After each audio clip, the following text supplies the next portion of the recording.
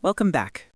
In this video, you'll learn how to create and set up custom objects in Hubspot to better structure and organize your CRM data. To get started, go to your Hubspot homepage and click on the gear icon in the top right corner to open Settings.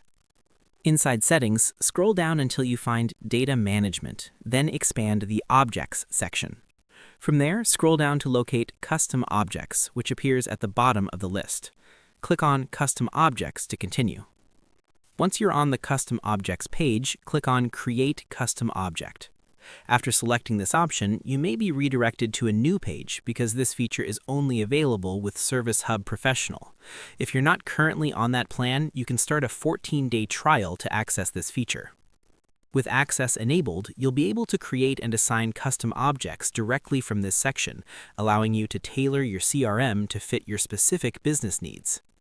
That's all for today. If you haven't signed up for Hubspot yet, be sure to use the affiliate links provided in the description. Thanks for watching, and I'll see you in the next ones.